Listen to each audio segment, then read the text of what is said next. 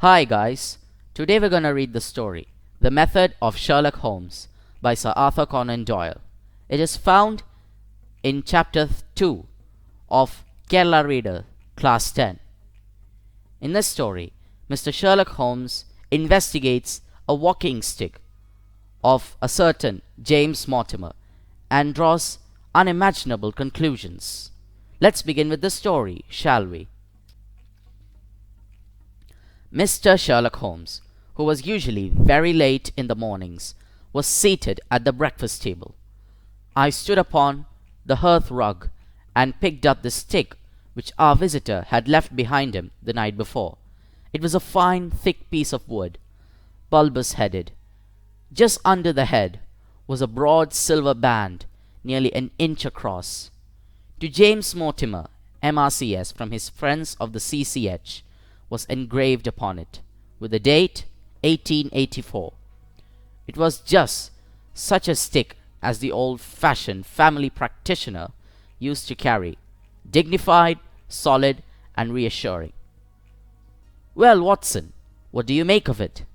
Holmes was sitting with his back to me, and I had given him no sign of my occupation. "How did you know what I was doing? I believe you have eyes in the back of your head." "I have at least a well-polished, silver-plated coffee-pot in front of me," said he. "But tell me, Watson, what do you make of our visitor's stick? Since we have been so unfortunate as to miss him and have no idea of the purpose of his visit, this stick gains importance. Let me hear you reconstruct the man by an examination of it." "I think Dr. Mortimer is a successful, elderly medical man, well esteemed, since those who know him give him this mark of their appreciation." "Good," said Holmes. "Excellent. I think also that the probability is in favor of his being a country practitioner who does a great deal of his visiting on foot." "Why so?" "Because this stick, though originally a very handsome one, has been so used that I can hardly imagine a town practitioner carrying it. The thick iron ferrule is worn down, so it is evident that he has done a great amount of walking with it." "Perfectly sound," said Holmes. "And then again, there's the Friends of the CCH. I should guess that to be the something hunt, the local hunt, to whose members he has possibly given some surgical assistance, and which has made him a small presentation in return." "Really, Watson, you excel yourself," said Holmes, pushing back his chair and lighting a cigarette. "I am bound to say that you have habitually underrated your own abilities. It may be that you are not yourself luminous, but you are a conductor of light. Some people, without possessing genius, have a remarkable power of stimulating it. I confess, my dear fellow, that I am very much in your debt." He had never said as much before, and I must admit that his words gave me keen pleasure. I was proud, too, to think that I had so far mastered his system as to apply it in a way which earned his approval. He now took the stick from my hands and examined it for a few minutes with his naked eyes. Then, with an expression of interest, he looked over the cane again with a convex lens. "Interesting, though elementary," he said, as he returned to his favorite corner of the settee. "There are certainly one or two indications upon the stick. It gives us the basis for several deductions. Has anything escaped me? I'm afraid, my dear Watson, that most of your conclusions are erroneous. When I said that you stimulated me, I meant that I was occasionally guided toward the truth. Not that you are entirely wrong in this instance. The man is certainly a country practitioner, and he walks a good deal. Then I was right, to that extent. But that was all. No, no, my dear Watson, by no means all, I would suggest. For example, that a presentation to a doctor is more likely to come from a hospital than from a hunt, and that when the initials CC are placed before that hospital, the words Charing Cross very naturally suggest themselves." "You may be right, The probability lies in that direction, and if we take this as a guess, we have a fresh basis from which to start our construction of this unknown visitor. Well, then, supposing that CCH does stand for Charing Cross Hospital, what further inferences may we draw? I can only think of the obvious conclusion that the man has practiced in town before going to the country. I think that we might venture a little farther than this. Look at this in this light. On what occasion would it be most probable that such a presentation would be made? When would his friends unite to give him a pledge of their goodwill? Obviously, at the moment when Dr. Mortimer withdrew from the service of the hospital in order to start a practice for himself. We know there has been a presentation. We believe there has been a change from a town hospital to a country practice. Is it then stretching our inference too far to say that the presentation was on the occasion of the change? It certainly seems probable.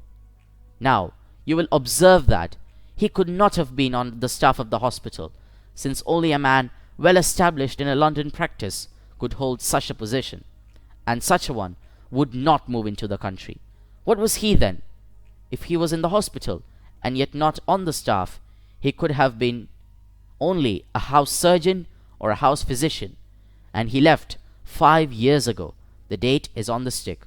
So your grave, middle-aged family practitioner vanishes into thin air, my dear Watson, and there emerges a young fellow under 30, amiable, unambitious, absent-minded, and the possessor of a favourite dog, which I should describe roughly as being larger than a terrier and smaller than a mastiff.